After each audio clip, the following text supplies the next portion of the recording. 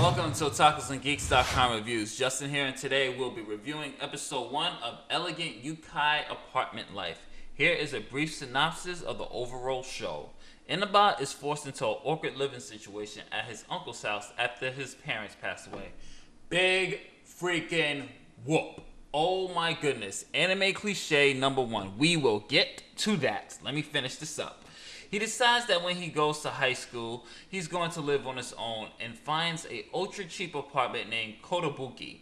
But it was a monster apartment filled with monsters, humans, and ghosts. At first, Inaba doesn't know how to deal with these eerie monsters, but after spending time with these strange creatures, his closed heart gradually begins to open. Okay, so let me get started with what I didn't like.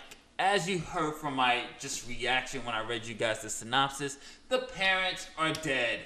Big freaking surprise. Anime cliche number 1 that just seems to be the number 1 cliche of all anime. And I wrote a huge article on this in otakusandgeeks.com a couple of years back of anime cliches I absolutely hate and that needs to go. This one is one of them, especially the parents being dead. Why aren't there any parents in these shows anymore? Why are these kids all orphans? Okay, I don't get it. But anyway, so that's one gripe I have with it. Inaba is parentless. He's living with his uncles and his cousin and his aunt. And he decides that he felt like he was being a burden on them because they had to take care of him as well. And his whole entire family doesn't have that much money, so they had to work a little bit harder to provide him the life that he's trying to live. So he decides that when he's going to go to high school, he's going to live in a dorm so he can release the stress and the pressure away from his uncle, which is very admirable, which I did like that character arc from him. I will say another gripe I have is kind of his character design, and this is just nitpicking, but he looks way older to be a freshman in high school. I mean, yes, he could pass for just a sports jock or something like that, but he looks more like a college student or more of an adult than an actual kid who just graduated from junior high school. I mean, he looks like he can take care of himself. I mean, look at the design. He looks like he can take care of himself, people. That was probably my big gripe with it. Overall, though, I did enjoy the story. I felt that the concept was pretty cool, but yes, if you've seen one Yukai anime when it comes to, I'm living with ghosts, you're not really going to see nothing new under the sun here.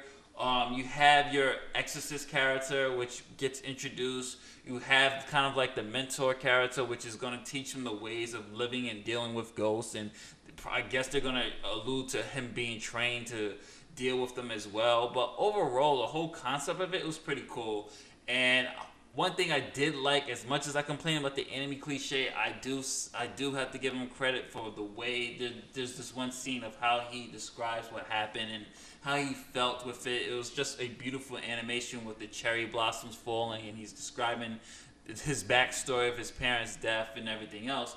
So since this is just my prediction, since this is a Yukai anime, maybe he will get that closure when it comes to his parents, and we actually get to see his parents show up to the new apartment, and maybe he'll live with his ghost dead parents. That could be something of a little bit of a different approach, which I will definitely welcome to this edition. But overall, I did like the characters. I did like the supporting cast. It does have some few human elements and humor in there that did make me chuckle, but overall, if I have to say, is this something you guys going to queue to put in your Crunchyroll queues or your Funimation queues or your streaming queues?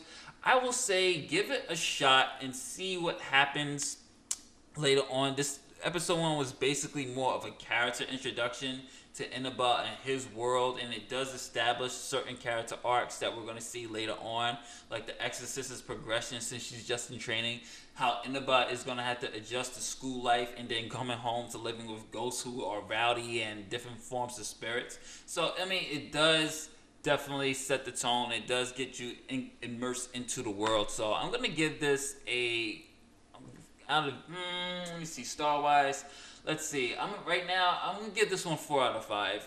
It is pretty decent. I did like the characters. The cliche is there, but hopefully they do it on a fresh new take, and hopefully they expand on it, and hopefully we'll get more entertainment stuff. So this is Justin from Otakus.com. I will review episode 2 next week, so stay tuned for that.